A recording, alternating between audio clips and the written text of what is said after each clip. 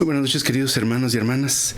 Estamos una vez más reunidos, aunque de esta manera, pero estamos reunidos. Gracias al Señor por una semana más que nos permite poder entrar en este ministerio maravilloso, entrar en su palabra, ser perfeccionados por este ministerio maravilloso, por estos hermanos que han dado su vida por el Señor. Así que vamos a ir de lleno a esta culminación de este mensaje con respecto del matrimonio. La semana pasada nos quedamos en el tema de la virginidad y pues comentábamos que no es que se refiera en este caso nada más al tema de llegar vírgenes al matrimonio, sino el asunto de los beneficios de mantenerse virgen, que se relaciona con no casarse, ¿verdad? Así como el apóstol Pablo, él decidió no casarse. Entonces, no es que no casarte o no casarnos nos haga más santos espiritualmente, pero una persona que no está casada, que no se casa, que decide dedicar su vida a Dios, al Señor, al servicio, puede dedicar toda su energía a la obra del Señor. Esto nos habla en 1 Corintios 7.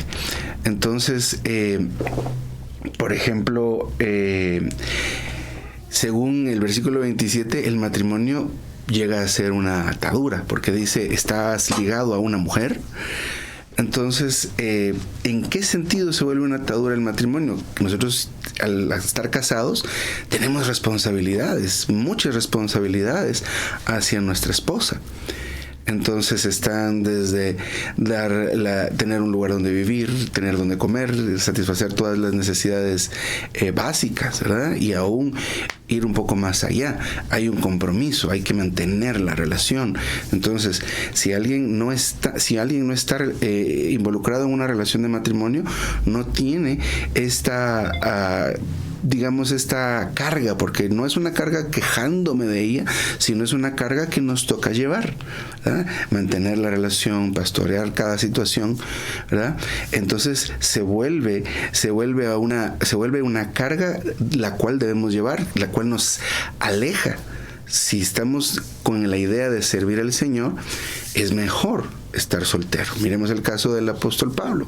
Entonces, otra cosa, por ejemplo, en el versículo 28 menciona, pero los tales tendrán aflicción de carne, ¿verdad? Entonces es otra situación que se añade a nosotros, ¿verdad? Las penas que tenemos en nuestra mente, en nuestro corazón, sobre el diario vivir, sobre las cosas que hay que tener, las cosas que hay que pagar. Entonces las aflicciones de la carne aumentan cuando uno se casa. Es normal, esto es normal, pero tenemos que tomarlo en cuenta. Y en este caso, esto es una pequeña o gran dificultad que nosotros adquirimos voluntariamente para poder servirle al Señor con un corazón sencillo. Un corazón sencillo es aquel corazón que tiene la vista solo puesta en el Señor. ¿Por qué no tenemos ahora un corazón sencillo? Porque sí, seguimos amando al Señor, pero amamos a nuestras esposas, amamos a nuestros hijos. Entonces nuestro corazón, honestamente, ahora se encuentra dividido o repartido, ¿verdad? Entonces, los que nos casamos, los que se casan, pues tenemos que preocuparnos por las cosas de este mundo.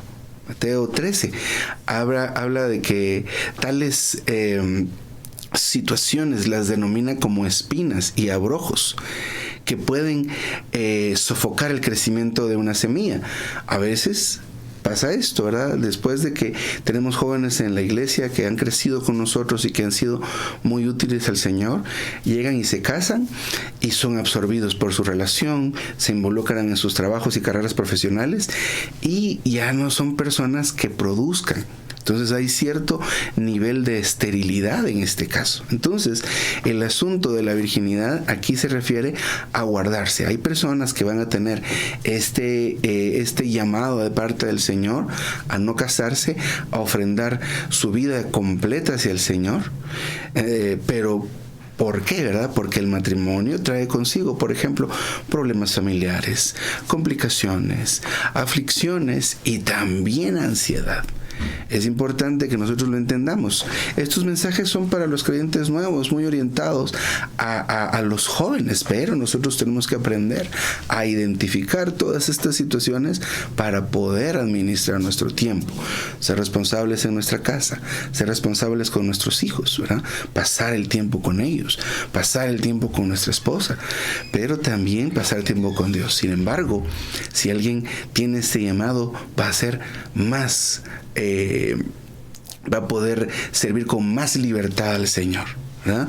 Entonces, estas palabras que habló Pablo en 1 Corintios 7 no solo son para sus colaboradores, sino también para todos los hermanos y hermanas. Alguien que se va a conservar virgen podrá ahorrarse muchas dificultades. Pablo no manda acerca de que nos mantengamos vírgenes, pero sí sus palabras hacen ver que él se inclinaba por esta opción, ¿verdad? No es que emitiera una opinión propia acerca de este asunto, porque el matrimonio es bueno, el matrimonio es santo, el matrimonio previene el pecado, pero también conduce a que los que se casan o los que nos casamos nos veamos envueltos en problemas familiares, en complicaciones, en aflicciones y en las ansiedades que son propias de este mundo. Así que esto es muy importante que lo podamos ver, que lo podamos percibir, que lo podamos identificar y asimilarlo, ¿verdad? Para poder pastorear, para poder administrar lo que nos toca vivir, especialmente con respecto del tiempo, de nuestras energías, ¿verdad? Aún de nuestro dinero, dónde lo vamos a repartir o dónde lo vamos a guardar o dónde lo vamos a invertir. El asunto de mantenerse vírgenes es un don, o sea que esto no todos lo tienen, no todos están llamados a mantenerse vírgenes, a mantenerse así como Pablo, ¿verdad? Tenemos casos en diferentes localidades donde hay algún hermano o alguna hermana que tiene este llamado, este don, así como por ejemplo algunos tienen el llamado para trabajar y para dar en lo financiero, por ejemplo. Otros tendrán el llamado para ofrecer su vida en sacrificio y servir, ¿verdad? Servir a tiempo completo, por decir algo. Pero esto es un llamado. Ahora, en cuanto a este asunto, de tener este llamado, ahí existen algunas condiciones que deben cumplirse, que deben darse. Una de ellas es que a pesar de que tenga esta persona la conciencia del sexo, no tenga una compulsión por ello, no tenga esa situación de que se esté quemando, ¿verdad? Que tenga un deseo de sexual muy intenso que lo conduzca o que la conduzca al pecado, ¿verdad? Entonces, las personas, aquellos o aquellas que no tengan ese deseo apremiante, van a poder mantenerse vírgenes. Van a tener la posibilidad, y porque está en ellos, ¿verdad? Está en ellas ese pues autocontrol, podemos decir de cierta manera, o esa situación de que no se estén quemando, de que no tengan esa frustración. Por otro lado, aquí en este mensaje también vemos que quien tenga este llamado debe tener el deseo ferviente o fuerte de estar soltero o soltera, ¿verdad? No es que no esté seguro, ¿verdad? Entonces no es cuestión de presionar a alguien o sentirse presionado, ¿verdad? No es mejor o peor, simplemente es un don o un llamado. Entonces la primera condición es que la conciencia del sexo no lo conduzca o no la conduzca, no la arrastre, no sea algo que queme por dentro, ¿verdad? Por otro lado, el firme deseo y la convicción de permanecer soltero o soltera, que tenga paz en esto. Sí, hermano, yo estoy para servir, mi hermanos, yo estoy para servir y yo no tengo el problema, no tengo eso, no me consume el deseo de tener una familia, de hacer esto, sino, pues, como les digo, hay hermanos y hermanas que tienen este llamado. Por otro lado, Y como tercer condición, esta decisión no debe estar en conflicto con lo que lo rodea, es decir, con la familia, especialmente con las presiones del círculo en el que nos movamos, porque si las hay, para algunos puede ser muy difícil permanecer, ¿verdad? Estar en este servicio de mantenerse vírgenes, de mantenerse apartados para el Señor, sin tener todas las ataduras que este mundo y que esta situación del matrimonio conllevan. Así que, número uno, la primera condición que debe tener aquel o aquella que tenga este llamado a mantenerse virgen es que no tenga una compulsión por el sexo, que también se mantenga firme en su corazón con respecto a esta decisión, y también que esta decisión, como punto número 3, no cause problemas en el entorno, ya sea el entorno familiar especialmente. Únicamente alguien que tenga estas condiciones va a ser alguien apto para poder estar en ese servicio maravilloso de manera soltero o soltera. Por supuesto, también el asunto de mantenerse virgen pues también tiene repercusión en el asunto en el tema del reino de los cielos y del arrebatamiento. Es muy, muy, muy relacionado con esto. Voy a nada más, pues decir esto, nada más en Apocalipsis 14 se habla acerca de las primicias de los 144,000 que son vírgenes. Entonces, estos son arrebatados para su Dios, para Dios y para su reino. Pero quisiera más enfatizarme en la primera parte, ¿verdad? Que el asunto de la virginidad relacionado con poder ser útil a Dios y tener un corazón sencillo y absoluto para Dios. No es malo casarse, ¿verdad? No es malo casarse, el matrimonio es santo, el matrimonio es agradable a Dios, nos guarda del pecado, ¿verdad? Muy bien.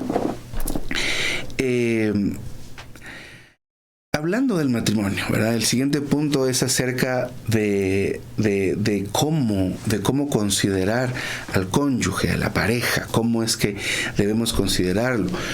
Pues nosotros tenemos los principios morales humanos, que a veces son culturales, que obedecen a nuestra ubicación, ¿verdad? Al lugar donde vivimos, cómo es que cómo son las costumbres de nuestro pueblo, digamos, ¿verdad? También las costumbres familiares y los valores familiares. Pero la Biblia también establece algunos principios en cuanto a la elección del cónyuge. La Biblia narra, especialmente en el Antiguo Testamento, el desarrollo o el periplo del pueblo de Israel, ¿verdad? Desde Adán, Abraham y toda esta gente hasta el establecimiento del reino. Pero en todo este camino, en toda esta jornada, hay diferentes situaciones en las cuales la relación entre ellos y Dios nos muestra lo que para nosotros hoy día también son principios. Así que uno de los principios o algo que se ve en el Antiguo Testamento es que no debemos casarnos con ninguno que se encuentre o ninguna que se encuentre fuera del pueblo de Dios.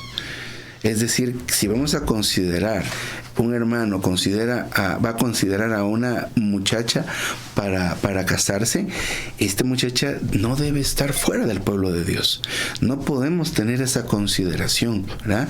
En Deuteronomio 7, del 3 al 4, dice ahí que los israelitas no debían casarse con las hijas de los cananeos, y no debían dar sus hijas en matrimonio a los hijos de los cananeos. Entonces, una de las razones por las cuales es que este tipo de relación entre israelitas y cananeos alejarían a los que se relacionen de esta manera, serían alejados del Señor.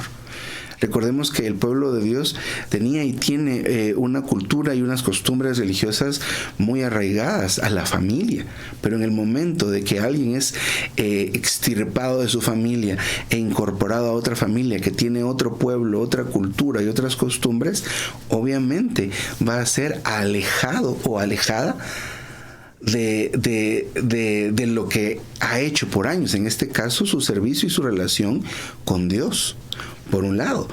Y al ser arrastrado especialmente o arrastrada a esta nueva familia, a este nuevo pueblo, especialmente serían seducidos para servir a otros dioses.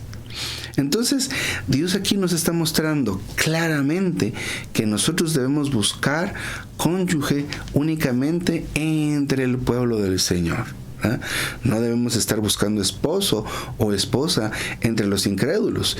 Y si, por ejemplo, es una hermana la que recibe una propuesta de un incrédulo, debe considerarlo mucho antes de dar un sí, ¿verdad? O simplemente no aceptar tal relación, ¿verdad? ¿Por qué razón, verdad?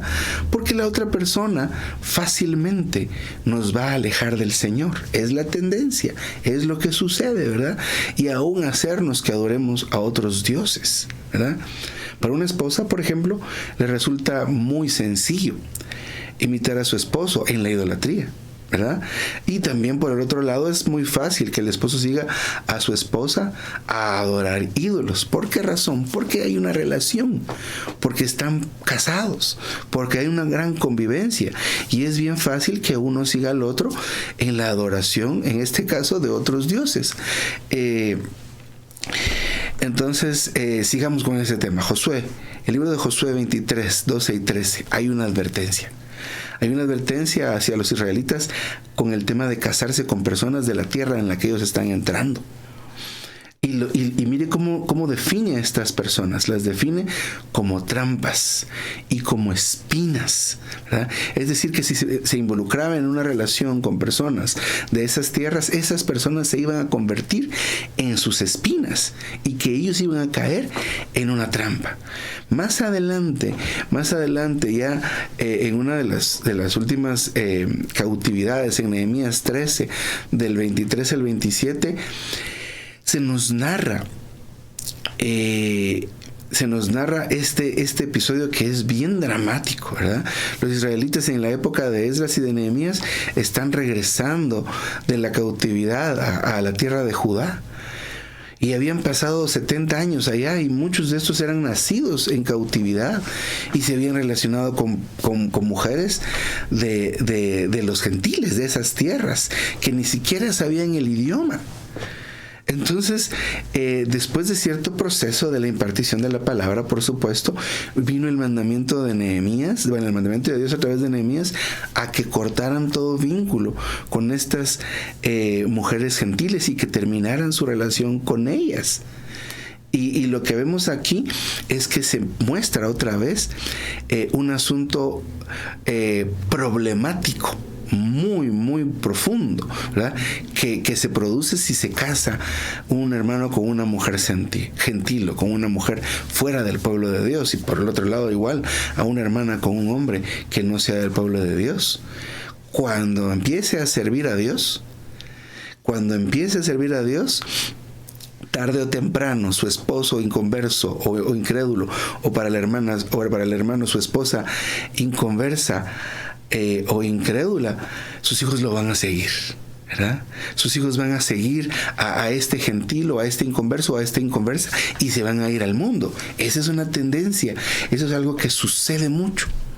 Entonces debemos nosotros poner mucha atención a este asunto, no tener ese pensamiento idealista de que ya casados yo le voy a predicar el evangelio y él va a ser salvo, o ya casados yo le voy a predicar el evangelio y ella va a ser salva. Eso es muy difícil. Hay casos, por supuesto, pero no es lo que se da usualmente, ¿verdad? Miremos otro ejemplo del pueblo de Israel en el Antiguo Testamento, Malaquías 2:11, ¿verdad? Ahí se nos narra que el pueblo de Israel traicionó y profanó la santidad de Dios al tomar esposas fuera del pueblo de Israel. Así lo manifiesta la Escritura. Eso quiere decir que para Dios casarse con una mujer o con un hombre gentil es profanar la santidad de Jehová. Entonces nosotros como creyentes necesitamos ir y buscar la esposa entre los creyentes, a las hermanas buscar su esposo únicamente entre los creyentes, porque hay advertencias, por un lado, a lo que Dios le agrada o no le agrada, pero por otro lado, que veamos las consecuencias. Este caso de Nehemías con el pueblo de Israel, como les decía hace un momento, es muy dramático. Básicamente se están destruyendo hogares, ¿verdad? Entonces, esto no es una situación fácil o una situación muy positiva que se da. Entonces, necesitamos nosotros prestar atención que en cuanto a escoger al cónyuge, escoger las hermanas a su esposo o los hermanos a su esposa, es un asunto que en la Biblia Dios nos muestra cómo debemos llevarlo a cabo. Nos muestra muchas veces o varias veces cómo es que es recomendable, Dios nos advierte de una manera muy amorosa que no debemos buscar pareja en el mundo. Y aún les digo algo, en la cristiandad, porque la misma situación que se da con el mundo se da en la cristiandad. Estar en el recobro del Señor no es sencillo. Se han dado por muchos años y tal vez ya no tanto como antes, pero el rechazo, la segregación, ¿verdad? La clasificación por los hermanos y hermanas que están en la comunión, ¿verdad? Que es muy diferente a la práctica que se da en la cristiandad.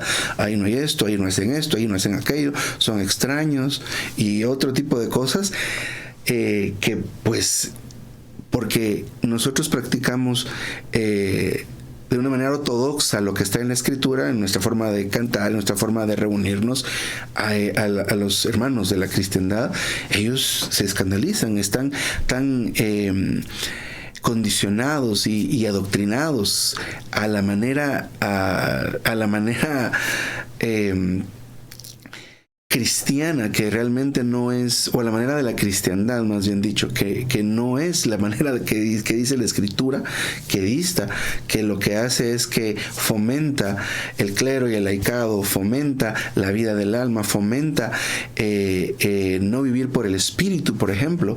Entonces también pasa esta situación, ¿verdad? Si nos relacionamos con alguien de la cristiandad, muy probablemente nosotros seamos el que escoge a una hermana de la cristiandad, probablemente sea arrastrado hacia allá, ¿verdad? Entonces es algo que es muy importante, que no debemos pasar por alto. Ahora, miremos unos ejemplos también en el Nuevo Testamento. 1 Corintios 7:39, él habla aquí que, por ejemplo, las viudas pueden casarse, con tal que sea con alguien que esté en el Señor. En 2 Corintios 6:14 también se dice que los creyentes y los incrédulos no pueden compartir el mismo yugo. Esto muestra otra vez el mismo principio. No debemos involucrarnos ni siquiera en una relación romántica con personas que no sean creyentes y aún con personas de la cristiandad, ¿verdad? Y esto no solo se refiere al matrimonio, pero sí se refiere al matrimonio, ¿verdad? Porque, por ejemplo, bueno, hay otros tipos de aplicaciones, pero centrémonos en cuanto al asunto del matrimonio, porque podría aplicar a cuestiones como negocios, pero especialmente el asunto de estar en un yugo es estar amarrados a un propósito común, ¿verdad? Entonces, a tener una sola carga, una sola meta. Esto es el matrimonio, o podría aplicar el tema de los negocios, pero el principio latente es que no debemos involucrarnos en ese tipo de relaciones. Y esto lo estamos viendo ya en 2 lugares en el Nuevo Testamento. Así que le llama a esto el yugo desigual, ¿verdad?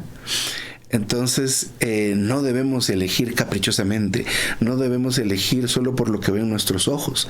El elegir una pareja conlleva un discernimiento muy profundo, ¿verdad?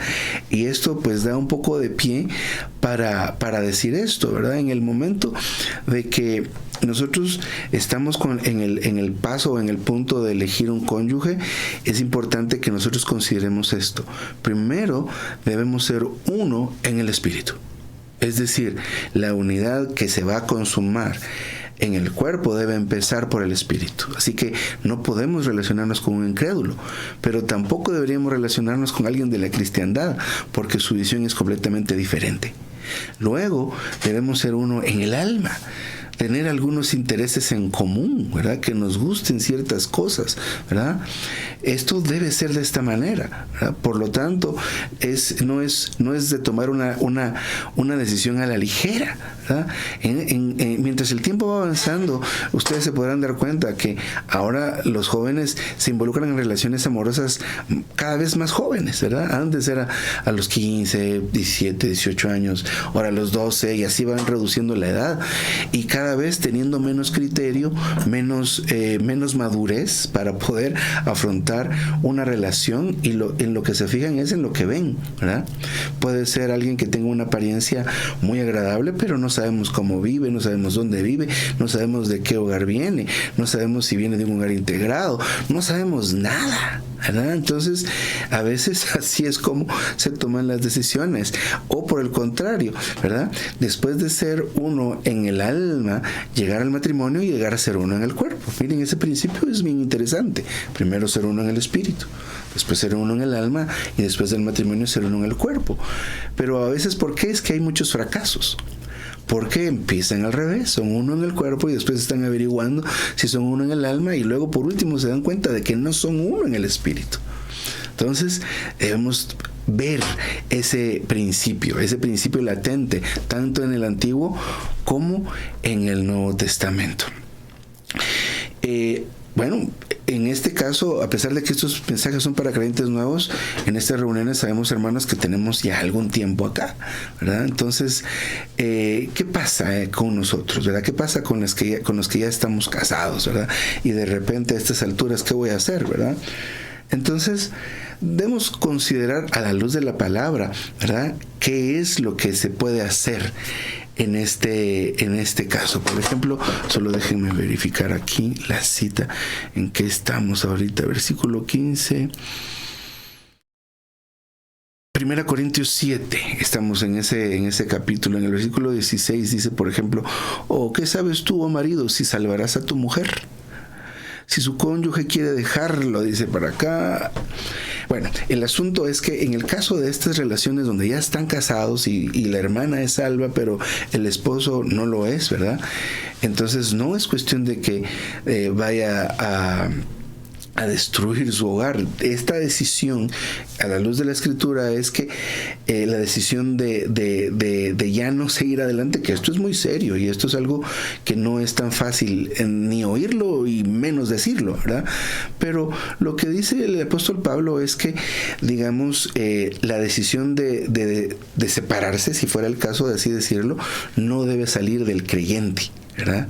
Si el cónyuge no tiene problema en que usted se reúna, en que vaya aquí, vaya allá y lea la palabra del Señor y tenga su vida, es muy probable que él vaya a ser salvo y debe orar, ¿verdad? Igual viceversa, ¿verdad? Si el hermano es el que es salvo y su esposa no es salva, pero no tiene problema en que se reúna, en que haga esto y lo otro, pues hay muchas posibilidades, ¿verdad? Hay que seguir orando para que esto suceda. Entonces, no debemos nosotros propiciar, ¿verdad? No debe salir de nosotros, porque recordemos, el tema del divorcio solo aplica, según la Escritura, al adulterio, a esa falta donde se rompe la unidad de la pareja, la unidad del hogar, ¿verdad? Donde ellos eran una sola carne, solo ellos, y luego pues hay alguien más. Ahí aplicaría en este caso, ¿verdad? Pero no debe salir de nosotros el querer terminar esto, ¿verdad? Sino que ya nos comprometimos. ¿Y por qué razón, hermano? ¿Verdad? ¿Por qué razón, hermano? Porque nosotros en el matrimonio se hace un pacto. Y no solo en el matrimonio, aún en el compromiso. Si se compromete con alguien incrédulo, hermano, mire, me acabo de comprometer y ahora qué, deshago el compromiso. No es eso así tan fácil. No debemos ser ligeros ni arbitrarios, ¿verdad? Mire esto, Salmos 15:4. El que aún jurando en daño suyo, no por esto cambia. Entonces debemos considerar este asunto. Josué 9, del 13 al 27, habla de que hay que honrar los pactos.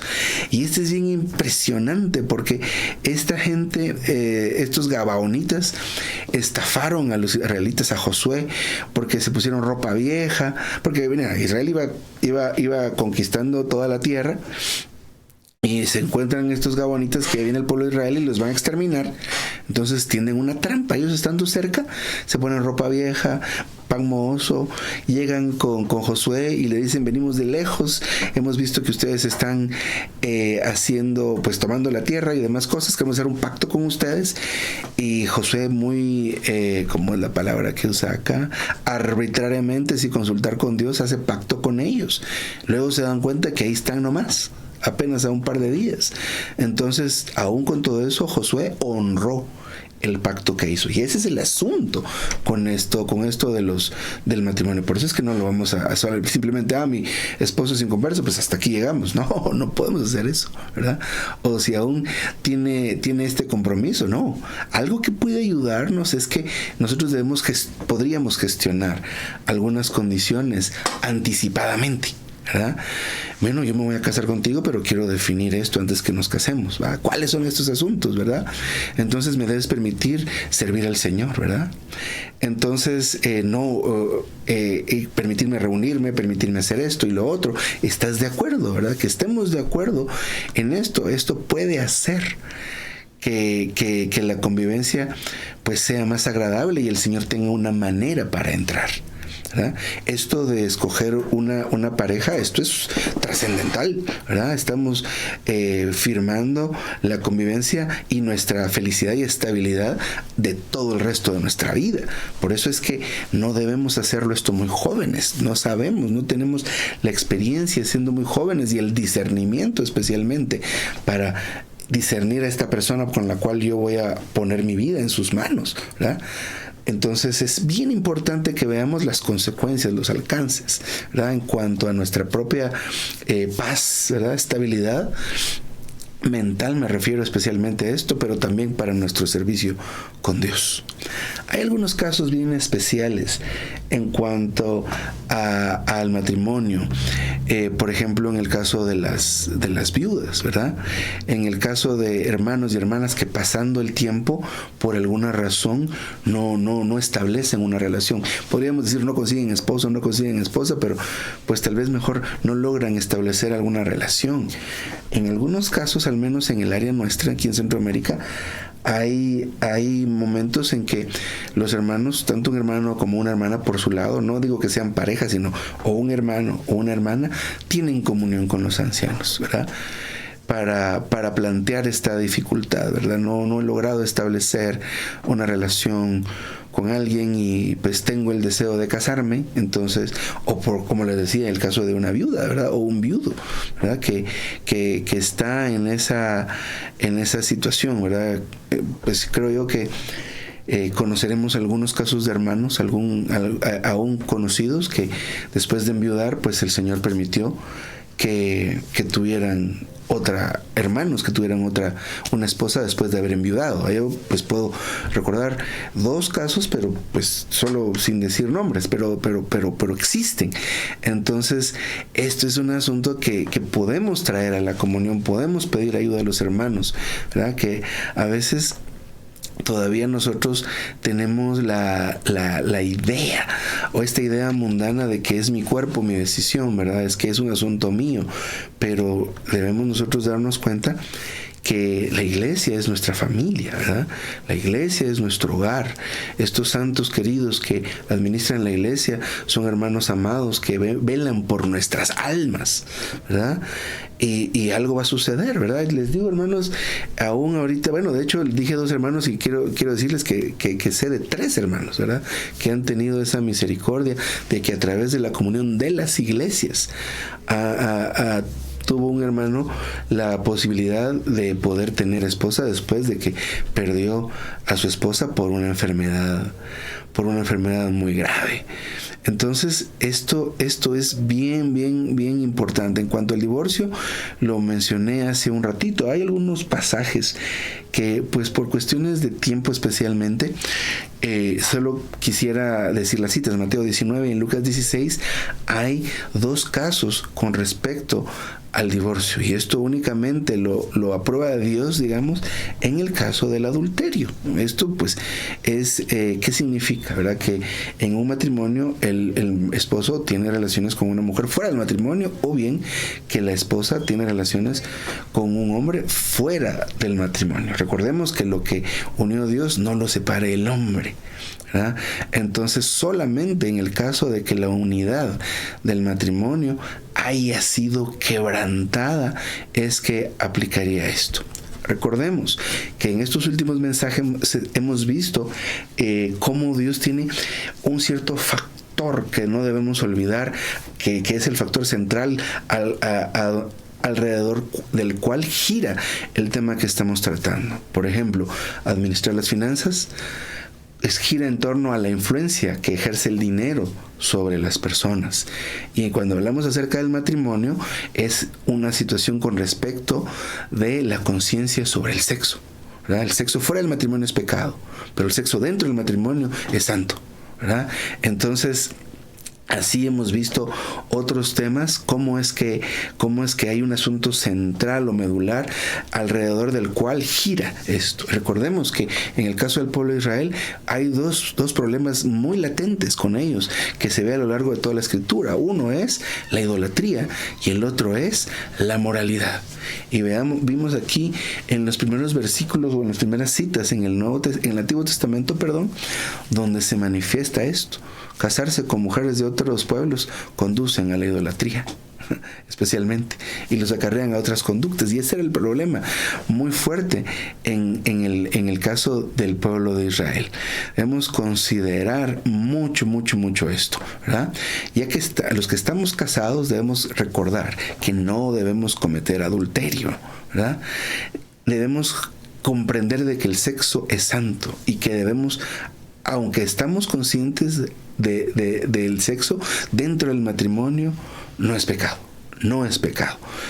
Si está usted casado, casada, y tener relaciones fuera del matrimonio, eso es adulterio. Eso es algo muy serio que constituye pues este daño grave que se rompa la unidad del matrimonio. Y aquel soltero que tiene relaciones sexuales antes del matrimonio, eso se llama fornicación. Nosotros como creyentes no deberíamos estar involucrados ni en adulterio ni fornicación. Para las dos cosas, ¿cuál es una salvaguarda muy buena? El matrimonio. Así que, mis amados hermanos y hermanas, ha sido pues maravillosa esta jornada hasta este mensaje. Espero que nos podamos ver en la otra semana con el siguiente mensaje. Amén, amados.